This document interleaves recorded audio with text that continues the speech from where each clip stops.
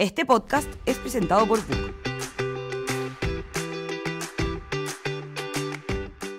Hola a todos y todas, les saluda Carolina León, bienvenidos a DF Jobs, el podcast laboral de Diario Financiero, presentado por Book.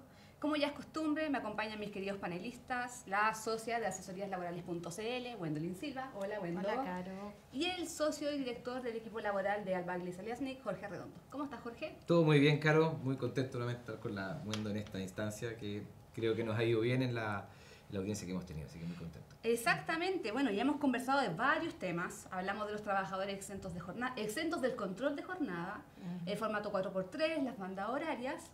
Pero me he dado cuenta que continúan las dudas sobre a quién aplica, a quién no aplica la reducción de jornada y de qué forma.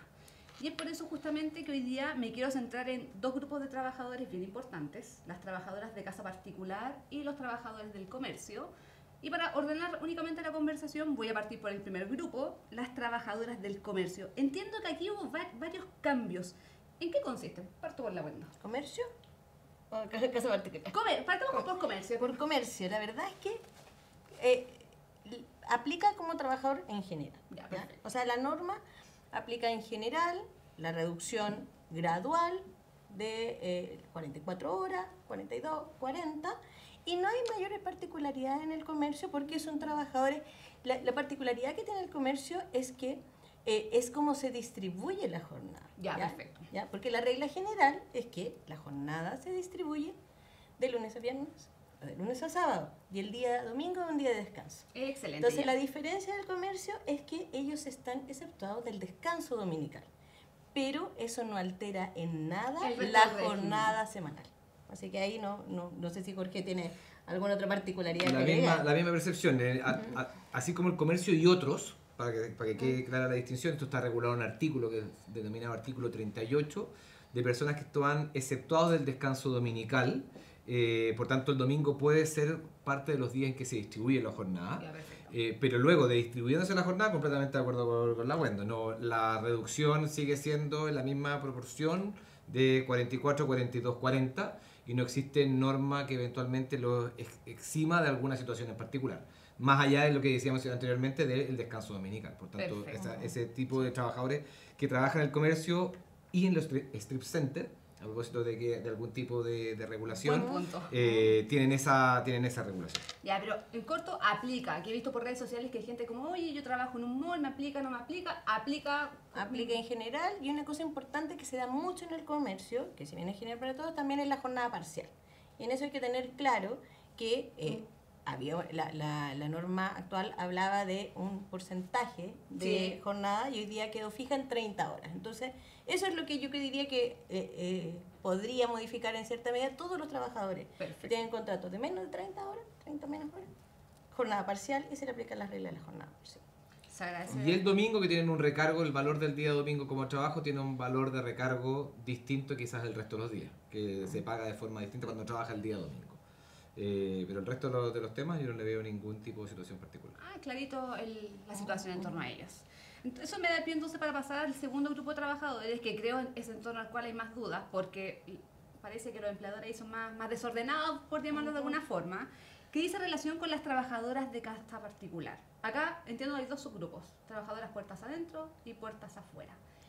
¿Qué pasó aquí? Bien general. A ver, mira, o sea, la verdad es que yo creo que antes de empezar a hablar de qué pasó, vamos a hablar de qué se trata. ¿Ya? Primero hay una particularidad, tú mismo lo decías, a lo mejor los empleadores son más desordenados porque son empleadores que no son empresas. ¿Ya? Por lo general, siempre son personas naturales, familias, que contratan a una persona natural también, para labores propias del hogar. Uh-huh. Entonces, tiene particularidades distintas, y en esas particularidades distintas yo creo que no hay que olvidar que estamos en una relación de trabajo. Ya no estamos en una relación de amistad, de familia, y por lo tanto se tienen que cumplir reglas del trabajo. ¿Cómo tener? Contrato de trabajo, que es lo primordial. La base. Es la base, cotizaciones previsionales, y además, y ahí entramos tienen jornada.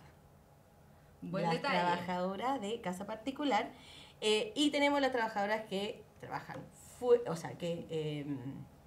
a las que pernoctan en el lugar donde trabajan, Las en puertas la casa adentro. puertas adentro, y aquellas que trabajan fuera. Las puertas adentro, el tema de la jornada ahí es distinto porque no hay registro de jornada. Tú estás 24 horas A en disposición la de casa, todo. pero sí lo que regula la ley es un poco al revés, regula los tiempos de descanso. Ya. Tú tienes que tener de manera diaria tiempos de descanso que sean 12 horas. Y de estas 12 horas también hay que dividirlas. 9 tienen que ser continuas, estamos pensando en el descanso de la noche, 9 horas continuas, y 3 horas que pueden tener de descanso durante tu jornada y que las puedes ir dividiendo de distintas formas. ¿Ya? Eso es como la regla general y ahí cambia un poco el paradigma. Entonces ahí no tienes que tener registro de asistencia porque la jornada está establecida en esos tiempos. Es como un modelo distinto, completamente aparte, en cierta forma. Obvio. Y ahí tampoco podemos hablar entonces que tiene una jornada de 45, de 40. Porque no hay cómo medirlo, o sea, si no hay jornada establecida, claro. ¿Y qué pasa con las trabajadoras puertas afuera? O trabajadores también puertas Sí, afuera. déjame solamente complementar una cosa que decía la Wendo que parece relevante. En la ley ha considerado que hay cierto grupo de trabajadores que tengan un estatuto especial. Bueno, uno de estos supuestos son las trabajadoras de casa particular que en nuestra legislación tienen normas especiales solamente para Orientadas ellas. para ellas. Solamente para particularmente, ellas. ya. Entonces, para que entremos bien en ese mundo, en esa realidad de las trabajadoras de casa particular, estatuto especial es el único caso en que se establece que el empleador tiene que ser persona natural. No puede ser una persona jurídica, obviamente. Es el único caso en que se regula qué pasa con la muerte del empleador. En caso de que muera el empleador al trabajar en la casa particular, hay una norma que mantiene eventualmente vigente el contrato con las personas que siguen conviviendo en la casa. Hay una regulación, y creo que también es relevante, a propósito de contrato en jornada, que no solamente la trabajadora de casa particular es para este estatuto, sino que también para aquellas personas que prestan servicios en hogares de beneficencia, en labores similares a las que hace una trabajadora de casa particular, que son labores de aseo, de cuidado, de resguardo, de menores. Entonces, el estatuto de casa particular no solamente se le aplica eventualmente a aquella persona que uno eventualmente visualiza como que trabaja al interior de la casa, sino que también a aquellas personas que prestan servicios en lugares de establecimiento de beneficencia, en esas labores particulares que son similares a las de trabajadora de casa particular. Y un tema relevante. A los choferes de casa particular. Y a los choferes de casa particular también los Sí, regula. también los regula. Y a propósito que la otra vez con la Wendo hablábamos del rol de la inspección del trabajo, mira, trabajar a casa particular, la norma dice que en caso de que exista discordancia, si tú no sabes si te rige o no te rige el estatuto de trabajador a casa particular, el inspector del trabajo va a resolver esa controversia. O sea, el inspector puede decir, llegar a una casa, tocar el timbre, hola, venga a fiscalizar. Más o menos. O en los hogares de beneficencia, quizás Claro, más bien puede ya. determinar si es o no de los supuestos de que es de Claro. trabajador de casa particular o no ese estatuto que le rige. Entonces, es bien relevante porque la persona natural es el empleador, regula qué pasa en caso de muerte, regula hay un régimen indemnizatorio especial para trabajar a casa particular, no tienen los años de servicio, tienen un régimen que es a todo evento, se cotiza un 4,11, ahora también se les incluyó en el seguro de cesantía. O sea, yo lo a propósito de la escucho pandemia. y a los trabajadores de casa particular, o sea, les conviene conocer los detalles de esta normativa porque tiene varias implicancias bien interesantes. Sí, pero además, bueno, como decía Jorge, el tema del término de relación laboral, por ejemplo, el despido, tiene una causal distinta porque es un contrato de confianza. ¿Ya? Y eso es lo que conocemos nosotros como el desahucio. Pero efectivamente el despido no puede ser a lo mejor por necesidad de la empresa, ¿ya? Porque hay una relación de confianza y por eso un estatuto especial. Y no hay años de servicio, sino que tienen este régimen a todo evento, A todo que es el evento. 4,11 que cobra en su O sea, FP. si O sea, aunque renuncia, Tiene acceso. tiene acceso. Perfecto. Por eso algunas veces se ha discutido si pasamos a un régimen, y eso es una conversación mucho más larga, No, si eso pasamos a un régimen indemnizatorio todo evento, que es lo que los trabajadores tradicionales solamente pueden cobrar los años de servicio cuando el despido es por necesidad de la empresa o por desahucio. Una renuncia en un trabajador más bien ordinario no tiene régimen indemnizatorio, solo va a cobrar a su AFC lo que fue aportado a su cuenta del seguro de cesantía. Pero no hay un régimen especial, bueno, pero es una discusión Podríamos- para otro podcast a para otro propósito podcast, del Otra cosa, régimen pero indemnizatorio. un solo puntito, que igual la trabajadora de casa particular, su indemnización es de medio mes por año Por de año. servicio porque el 4,11 no te cubre. No Así es. cubre. Y- Ahí estamos en la desventaja. Y entró en el seguro de cesantía, porque a propósito de la ley de protección del empleo, y Pandemia. si queremos recuperar, hay Perfecto. toda una discusión, y el régimen indemnizatorio de la trabajadora de casa particular, dado que estamos hablando de ella, es solamente para la trabajadora de casa particular, no para el del hogar de beneficencia. El del hogar de beneficencia, su régimen indemnizatorio, aun cuando está en el estatuto de trabajadora de casa particular, es el del trabajador tradicional. Perfecto. El de 4,11 solamente la casa particular. Pero para Creo que es ponerle bueno hacer centrar ese ese marco. ya. ¿Dónde estamos hablando? Ahora para que nuestro auditor entienda ya, este es ese escenario como global en el cual se desenvuelve en cierta forma este segmento de trabajadoras, que igual se vieron beneficiadas por la reducción de jornada, pero entiendo que en esquemas distintos según la modalidad en la que se encuentren. Así es. Únicamente para ordenar, en el caso de las trabajadoras puertas adentro, Wendo, ¿qué contempló la reducción? Bueno, Porque ahí si no tienen jornada, no ya. se puede reducir. Lo que pasa es que en esa lógica tenemos, ellas tienen descanso dominical, regla general, ¿ya? Los días sábados les pueden compensar y lo que hace ley de 40 horas y reducción de jornada es que me otorga 2 días adicionales de descanso ¿Cada cuánto tiempo? mensuales. Mes calendario. Mes calendario. No sí, 30 días, mes calendario. mes calendario, ya. Exactamente. Y por lo tanto, eso tengo que otorgarle esos días de descanso a elección de la trabajadora. Y esa es la compensación, porque como no tenemos jornada, no tenemos además registro, la compensación se está dando por estos 2 días extra y que no se pueden compensar en dinero, ¿ya? Tiene que haber... Ejercerse durante el periodo de primero, tiempo. tienen que estar remunerados, yo no los puedo descontar. O sea, el desde. O sea, son 2 días libres pagados. Claro, es que el desde es que en 40 horas no me pueden reducir la remuneración, pero también lo reitera la norma, remunerado. ¿Ya? No se pueden compensar el dinero y los puedo acumular hasta 3 meses. ¿Ya? O sea, se pueden acumular De hasta común máximo acuerdo. 6 días. Claro, y de común acuerdo entre las partes. O si no, me lo tengo que tomar inmediatamente. Y al terminar la relación laboral, ¿qué pasa si es que termina la relación laboral y me quedan días? Entran al régimen como los feriados, se calcula como los feriados. Y yo no sé qué me hace Wendo, pero nos han llegado dudas si admite fraccionamiento de estos 2 días. Ah, si se puede dividir. Exactamente, media jornada y cosas por el estilo. Con la Yo voy a discusión, aplicar ahí con la un discusión dictamen. de, claro, como son medios días, si bien no tiene horario el trabajo de la casa particular, ese día tú sabes que es un día, si son 24 horas, no son 9 horas ni son las 12. Por tanto, en el fraccionamiento yo creo que no es tema. Mi tesis es que admite fraccionamiento. Yo creo que puede fraccionar, es decir, que transformarlo eventualmente en 4 medios días, por llamarlo de alguna manera, de común acuerdo a las partes. No sé cómo lo Yo veis, creo que Wendo. no, porque mira, ¿sabes qué? Estaba revisando a propósito de lo que hablamos la semana pasada, ya de esta compensación de las horas extra. ¿Te acuerdas de horas extra, feriado? Y el dictamen de la Dirección del Trabajo hace referencia a una norma anterior y a dictámenes anteriores que dice que cuando hablamos de días, se habla de día completo sin fraccionamiento, salvo que la norma lo diga expresamente. Entonces, a propósito de estos, ¿se acuerdan de los 5 días que hablamos la semana pasada? No tienen fraccionamiento, entonces también aquí, como Aplicaría hablamos la de misma día, regla. yo aplicaría la misma lógica de interpretación que hace la Dirección del Trabajo A en propósito de hora extra. a materia de horas extra. Sí, yo tomo el punto, me hace sentido. El tema acá, claro, si hay ¿Cuál es el pero?